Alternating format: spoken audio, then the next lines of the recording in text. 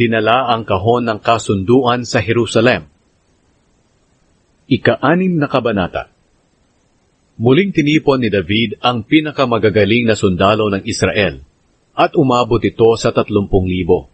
Lumakad sila papuntang Baala, na sakop ng Huda, para kunin doon ang kahon ng Diyos, kung saan naroon ang presensya ng Panginoong makapangyarihan. Nakaluklok ang Panginoon sa gitna ng 2 kerubin na nasa ibabaw ng kahon. Kinuha ni David ang kahon ng kasunduan ng Diyos na nandoon sa bahay ni Abinadab sa Boron, at isinakay ito sa bagong kariton. Sina Uza at Ahiyo na anak ni Abinadab ang umaalalay sa kariton. Si Ahiyo ang nasa unahan. Buong kagalakang nagdiwang si David at ang buong Israel sa presensya ng Panginoon ng buong kalakasan.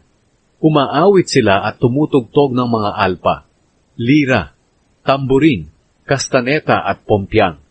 Nang dumating sila sa may giikan ni Nakon, natisod ang mga baka at hinawakan ni Uza ang kahon ng kasunduan ng Diyos. Nagalit ng matindi ang Panginoon kay Uza dahil sa ginawa niya. Kaya pinatay siya ng Diyos doon sa tabi ng kahon. Nagalit si David dahil biglang pinarusahan ng Panginoon si Uza. Ito ang dahilan kaya hanggang ngayon, ang lugar na iyon ay tinatawag na Perez Uza. Nang araw na iyon, natakot si David sa Panginoon at sinabi niya, "Paano madadala sa lungsod ko ang kahon ng kasunduan ng Panginoon?" Kaya nagdesisyon siyang huwag na lang dalhin sa lungsod niya ang kahon ng Panginoon. Iniwan na lang niya ito sa bahay ni Obed-Edom na taga-Gat. Nanatili ang kahon ng Panginoon sa bahay ni Obed-Edom sa loob ng 3 buwan, at pinagpala siya ng Panginoon, maging ang buo niyang sambahayan. Ngayon, nabalitaan ni Haring David na pinagpala ng Panginoon ang sambahayan ni Obed-Edom at ang lahat ng pag-aari nito dahil sa kahon ng Diyos. Kaya pumunta siya sa bahay nito at kinuha ang kahon ng Diyos at dinala sa Jerusalem ng may kagalakan. Nang maka-6 na hakbang na ang mga nagbubuhat ng kahon ng Panginoon, pinahinto sila ni David at naghandog siya ng isang toro at isang pinatabang guya. At sumayaw si David ng buong sigla sa presensya ng Panginoon na nakasuot ng espesyal na damit na gawa sa telang linen.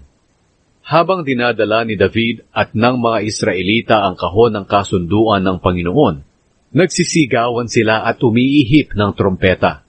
Nang papasok na ng lungsod ang kahon ng Panginoon, dumungaw sa bintana si Mikal na anak ni Saul. Nakita niyang nagtatatalon at nagsasasayaw si Haring David sa presensya ng Panginoon, at ikinahiya niya ang ginawa nito. Inilagay nila ang kahon ng Panginoon sa loob ng toldang ipinatayo ni David para rito. Pagkatapos, nag-alay siya sa Panginoon ng mga handog na sinusunog at mga handog para sa mabuting relasyon. Pagkatapos niyang maghandog, binasbasan niya ang mga tao sa pangalan ng Panginoong makapangyarihan.